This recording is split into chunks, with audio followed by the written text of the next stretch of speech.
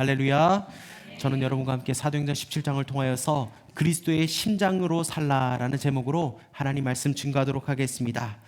바울은 그의 전도 여행을 보게 되면 어디를 가든지 주의 복음을 전하는 일을 하였습니다. 하지만 가는 곳마다 어려움이 반드시 따랐습니다. 박해를 받고 모함도 받고 감옥에도 갇혔습니다. 특별히 바울이 이 마게도냐 지역에서 복음을 전할 때 어려움이 참 많았습니다. 데살로니가에서 유대인들의 그 박해가 극에 달하자 이 성도들은 바울과 실라를 베레아로 보냈습니다. 그리고 다시 데살로니가에서 온 유대인들이 베레아에 이르기까지 복음 전파를 방해하자 이번에는 베레아 성도들이 이 바울을 피신시켜서 아덴까지 인도했습니다. 성령께서는 이 마게도냐 지역 사정에 어두운 바울의 처지를 아시고 그 지역 사람들을 통해서 바울이 새로운 선교 지역으로 향하도록 도우셨다는 겁니다. 이 보석금을 지불하고 석방된 야손과 형제들은 밤에 몰래 바울과 실라를 베레아로 보냈습니다.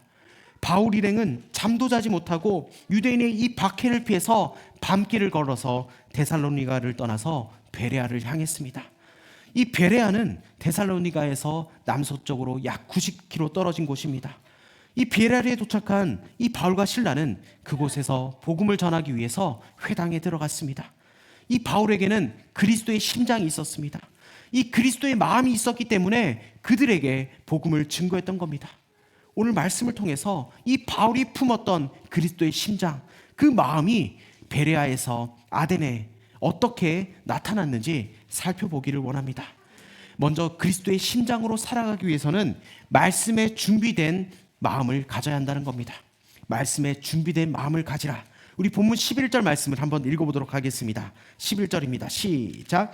베레아에 있는 사람들은 데살로니가에 있는 사람들보다 더 너그러워서 간절한 마음으로 말씀을 받고 이것이 그러한가 하여 날마다 성경을 상고함으로. 아멘. 이 베레아 회당에 있는 유대인들의 특징이 기록되어 있는데 먼저 데살로니가의 유대인들보다 더 너그럽다고 성경은 말씀하고 있습니다. 여기에서 너그럽다는 말은 열정적으로 말씀을 받아들이다, 말씀에 열려있다라는 말입니다. 두 번째로 간절한 마음으로 말씀을 받았다는 겁니다. 이들에게는 간절함이 있었다는 겁니다. 그리고 날마다 성경을 상고했다고 기록하고 있습니다. 이때 성경은 구약 성경입니다. 사도 바울은 구약 성경을 예수님 중심으로 해석을 했는데 그 말씀을 날마다 상고했다는 겁니다. 이 상고했다는 말은 이것이 맞는지 틀린지 검증했다는 겁니다. 성경을 자주 기억하고 이 말씀을 적용해보고 이것이 맞는지 틀린지를 검증했다는 겁니다. 이것이 바로 성경을 상고했다는 겁니다. 그래서 종합해보면 이 베레아 사람들은 열린 마음으로 말씀을 상고하고 말씀을 받을 준비가 되어 있다는 겁니다. 즉 은혜 받을 준비가 되어 있다는 겁니다.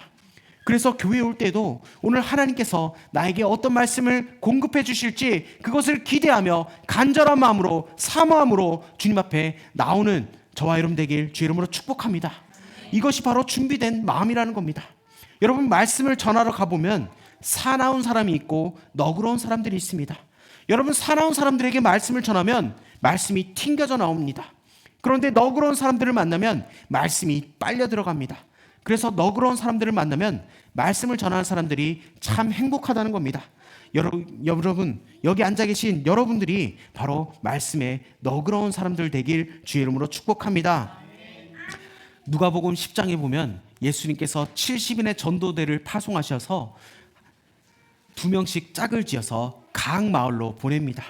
그리고 그 지역에 너희는 평화를 선포하라고 말씀합니다. 그 평화에 반응하는 사람들이 있다면 바로 그 사람이 평화의 사람이라고 말씀합니다.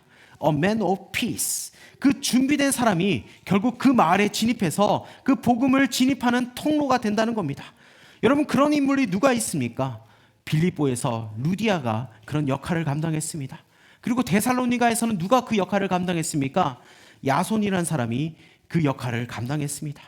그래서 하나님은 굉장히 어려운 환경 속에서도 이렇게 간절히 말씀에 준비되어 있는 영혼들을 통하여서 복음이 그 공동체에 진입할 수 있도록 하나님께서 길을 열어 주신다는 겁니다. 사랑하는 여러분, 말씀에 준비되어 있을 수 있는 자들 되길 축복합니다. 요즘 기만 커진 성도들이 많습니다. 여러분 기만 커졌다는 것, 이 말은 무슨 말입니까? 하나님의 말씀을 그냥 소리로만 듣고 그냥 스쳐버린다는 겁니다. 참 잘 떠든다. 여러분, 그렇게 하면 안 된다는 겁니다. 저와 여러분들은 귀만 커진 사람들이 아니라 하나님의 말씀을 받기에 준비된 자들 되길 주의 이름으로 축복합니다. 하나님의 말씀에 받기에 준비되었을 때 어떤 일이 일어납니까? 우리 본문 12절 말씀 한번 읽어볼까요? 12절입니다. 시작. 그 중에 믿는 사람이 많고 또 헬라의 기부인과 남자가 적지 아니하나. 아멘. 많은 사람들이 예수님을 믿어서 구원에 이르기까지 되었다는 겁니다. 믿는 사람들 중에 지위가 높은 부유한 기부인과 남자도 많이 있었다고 성경은 말씀하고 있습니다. 성경을 날마다 상고하고 바울이 전한 그 복음의 내용이 성경과 비교해 본 결과 그들의 복음의 진리가 하나님의 구원의 진리임을 확신했습니다. 그들은 말씀을 읽고 묵상하면서 더 나아가서 주변에 있는 사람들에게 이 말씀, 이 진리가 참된 진리입니다. 이 말씀이 여기에 담겨 있습니다. 이렇게 전했다는 겁니다. 하나님의 말씀이 역사함으로써 이 베레아에서 큰 부흥의 역사가 일어났다는 겁니다. 사도 바울은 그리스도의 심장으로 베레아에 있는 사람들에게 복음을 증거했습니다. 그들은 말씀에 받기에 준비된 그릇으로 준비되어 있었기 때문에 하나님께서 그들에게 부흥을 허락하셨다는 겁니다.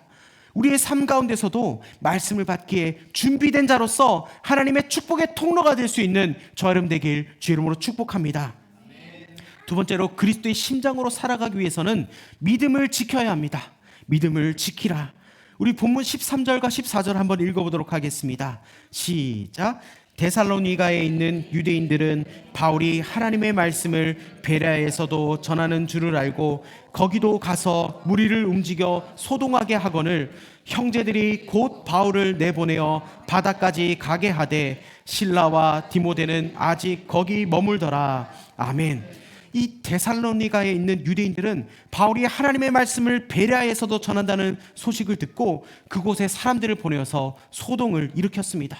이렇게 반대 세력들은 복음을 전파하는 일에 방해하는데 열심을 낸다는 겁니다. 그러나 우리는 두려워할 필요가 없습니다. 왜냐? 진리는 언제나 승리하기 때문입니다. 하나님의 뜻에 무지하면 이 하나님의 뜻과 상반된 일에 열심을 낸다는 겁니다. 그래서 우리는 무엇보다 하나님의 뜻을 바로 알아야 될 줄 믿습니다. 그러면 우리가 어떻게 해야 하나님의 뜻을 알 수 있겠습니까? 바로 하나님의 말씀 속에 하나님의 뜻이 계시되어 있다는 겁니다. 그러므로 우리는 성경을 읽고 묵상하고 연구하는 일을 최선을 다해야 한다는 겁니다. 또한 힘써 기도함으로써 항상 성령 충만하여서 성령의 조명하심을 받아야 한다는 겁니다. 여러분 말씀 가운데 있으면 절대로 여러분 사탄이 틈을 못합니다. 왜냐하면 말씀이 진리가 우리 가운데 있기 때문에 사탄이 틈을 탈 수가 없다는 겁니다. 그래서 하나님의 말씀을 기억하고 묵상하고 그것을 삶 속에서 체험해야 한다는 겁니다. 여러분 우리가 말씀과 기도로서 하나님의 뜻을 바로 알 때 하나님께서 기뻐하시는 일을 할 수가 있고 믿음을 지킴으로써 하나님께 영광을 올려드릴 수 있다는 것을 여러분 기억하십시오. 바울은 데살로니가에서 이 베레아까지 쫓아온 그 유대인들의 방해와 박해 때문에 더 이상 베레아에서 있을 수 없게 되었습니다. 그래서 베레아 성도들은 그 바울을 아덴으로 피신시켰습니다. 그러나 실라와 디모데는 베레아에 계속 머물러 있었습니다. 이것은 베레아 성도들의 믿음을 굳건하게 하고 교회가 그 뿌리를 내리게 하기 위해서였다는 겁니다. 이 베레아 성도들이 바울을 보낸 것은 그들이 바울을 귀하고 자랑스럽게 여기고 있었다는 증거라는 겁니다.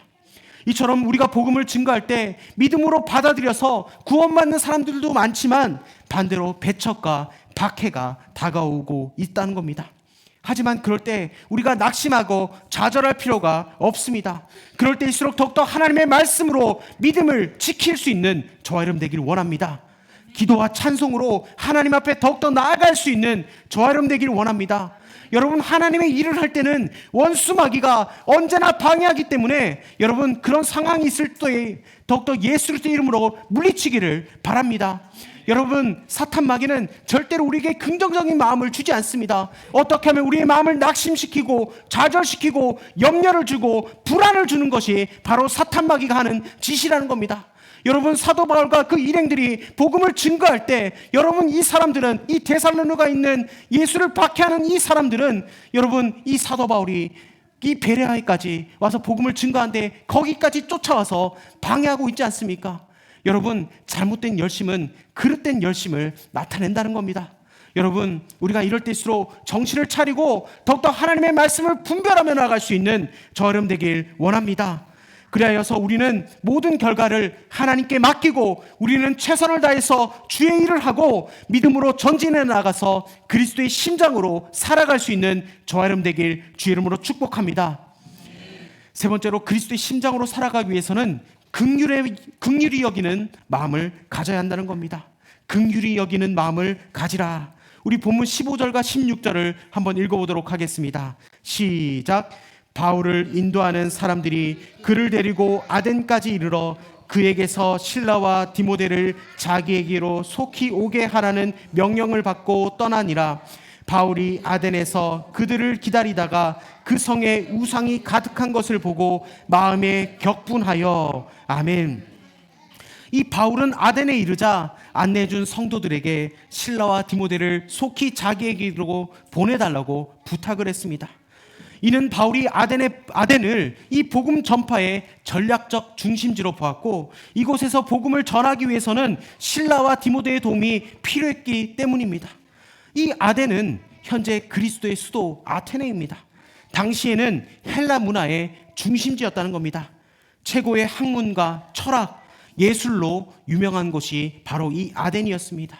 이 아덴은 특히 철학으로 오랜 세월 최고의 명성을 떨쳤는데, 여기에는 인간의 쾌락을 최고의 덕으로 삼는 에피쿠로스 학파와 지성과 도덕적 삶의 가치를 둔 스토아 학파가 양대 산맥을 이루고 있었습니다. 이 헬라 철학의 중심은 바로 인간이 중심이 되는 인본주의입니다. 세계 역사를 보게 되면 두 가지의 흐름을 볼 수가 있는데, 하나는 인간이 모든 것의 중심이다 하는 인본주의와 다른 하나는 하나님께서 모든 것을 주관하신다는 신본주의입니다. 그런데 많은 사람들이 인본주의를 선호합니다. 우리가 할 수 있다, 우리가 지상낙원을 이룰 수 있다, 이 말이 매력적으로 들리기 때문입니다. 여러분, 오늘날 사회도 포스트모던 시대 아닙니까?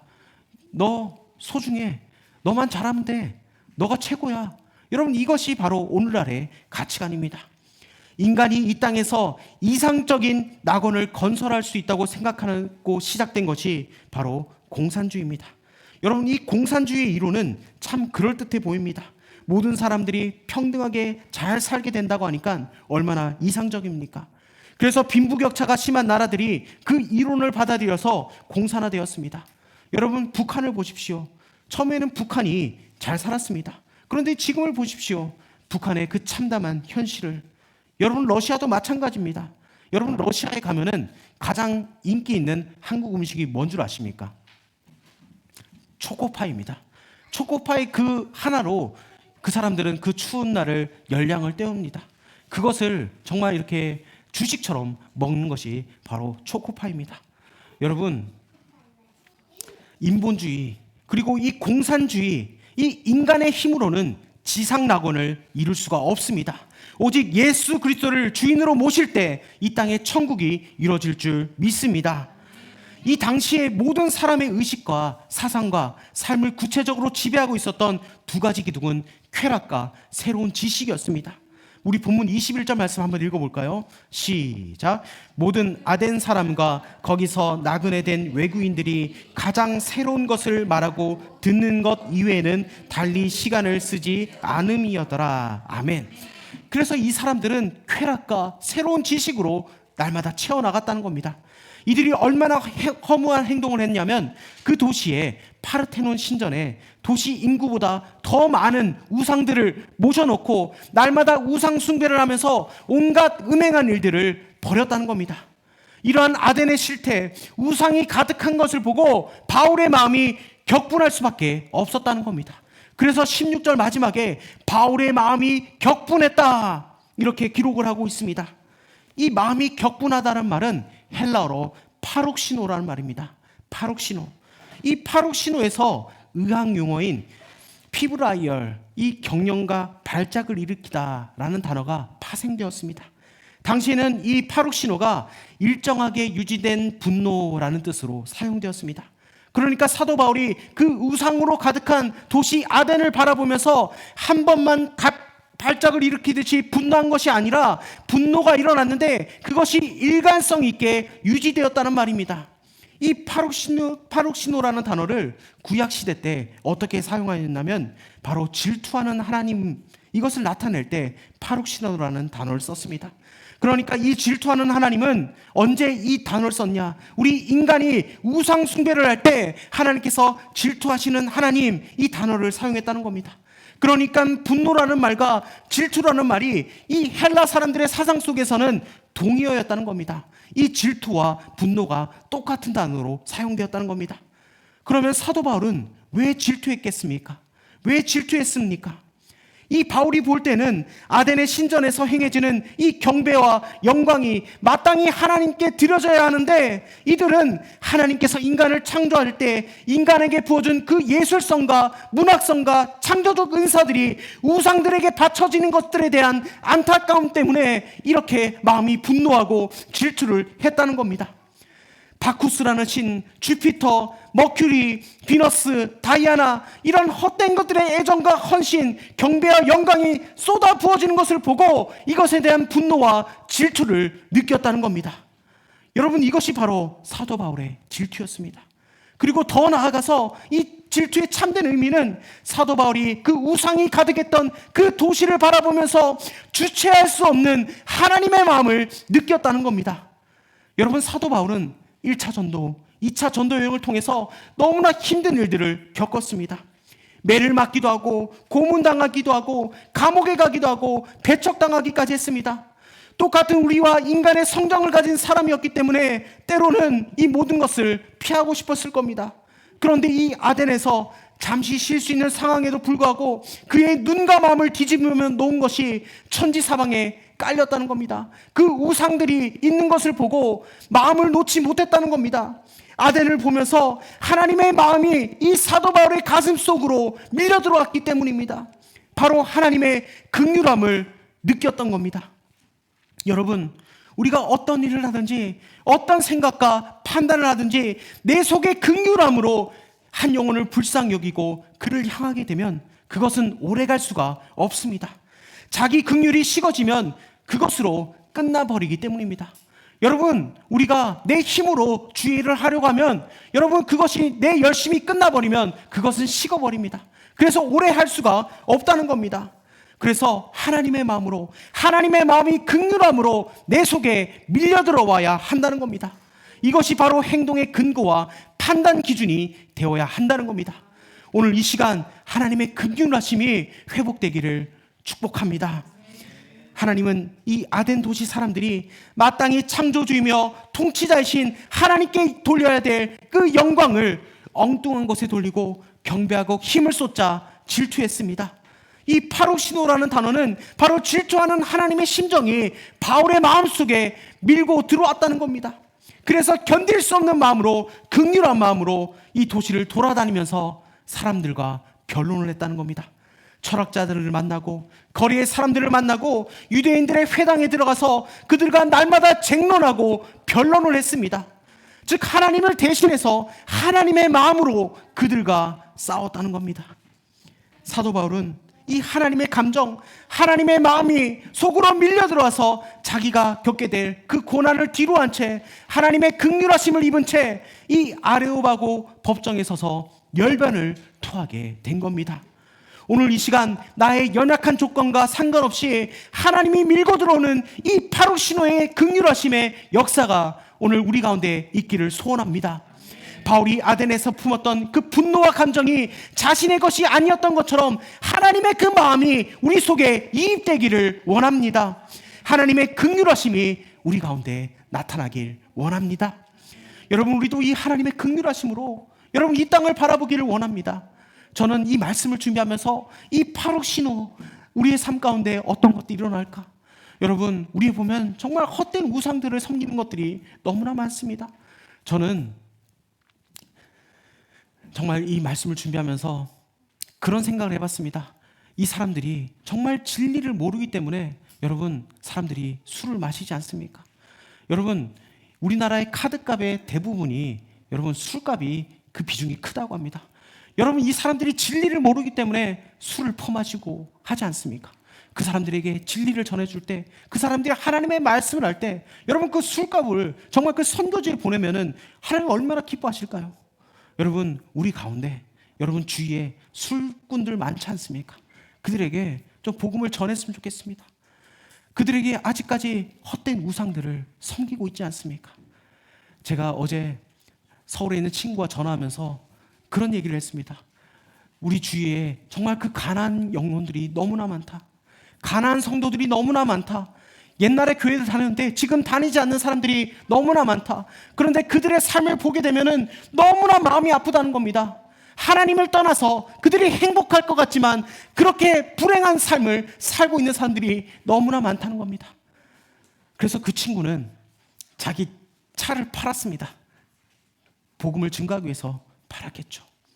그래서 그 친구들을, 그 가난한 성도들을 한 명씩 한 명씩 자신의 사업체를 불러서 그들에게 복음을 증거하고 말씀을 먹이면서 다시 한 번 더 하나님 앞으로 돌아올 수 있도록 그런 일을 한다고 어제 저는 전화를 하면서 그런 내용을 들었을 때, 정말 이 하나님의 마음, 이 하나님의 그 질투하심, 그 하나님의 그 격분하심, 그것이 정말 이 형제의 마음 속에, 그 가정 속에, 우리 공동체에도 그런 마음이 일어나기를 원합니다.